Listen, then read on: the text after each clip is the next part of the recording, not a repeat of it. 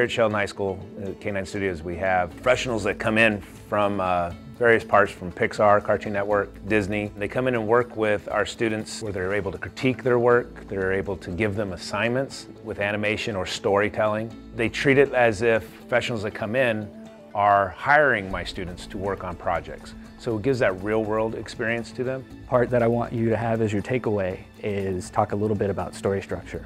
So you can get a little bit of an understanding of what you're going to do with your ideas and how you can kind of take those and apply those to a structure and actually, make a short and have some entertainment. Professionals treat them as if they're employed by them, and they push them really hard and ask for them to reach certain goals. Last time I was here, I gave you guys an assignment to do conceptual art, and that was just like blue sky conceptual art.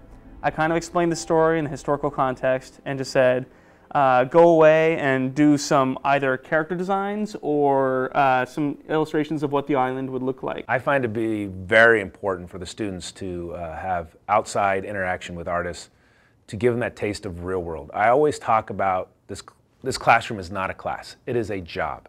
And they are new hires of K9 Studios.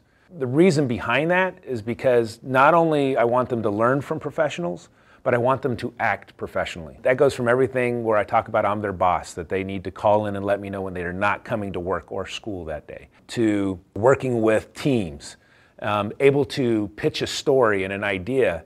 They have to practice all this, and it doesn't matter, even if they're not going to go off into the art world, that they're going to take these skills to whatever job they're going to do.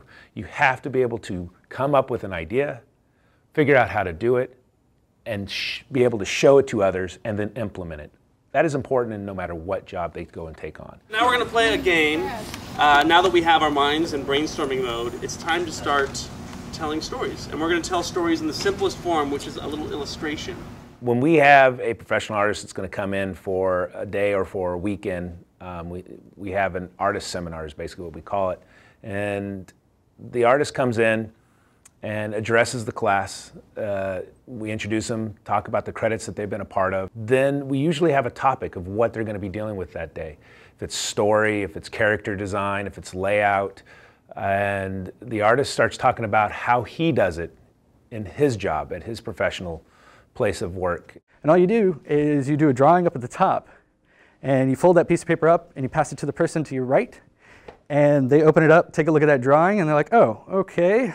And their job is to come up with an Act 1 based off of what they think that drawing is. He provides a project to them, asks them to be able to do certain steps, shows them how to do those steps, and then takes them through the process. And then it becomes like a lab.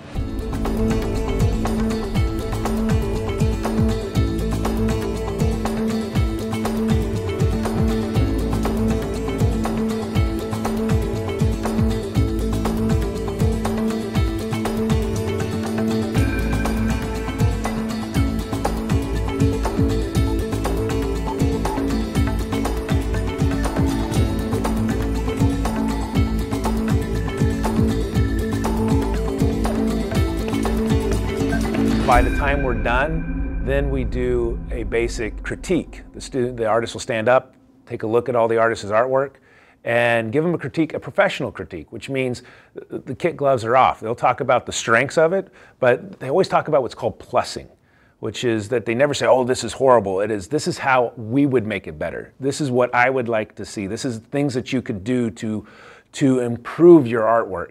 Take a look at, ships have a skeleton before the skin of the planks is put on. I would have her look at like the skeleton of a ship and see how, if you can get the sails sagging and ragged and that sort of thing. But this is a great start. The students love it. One of the things I always say is that you'll never know who will walk in our studio doors, and to always be prepared.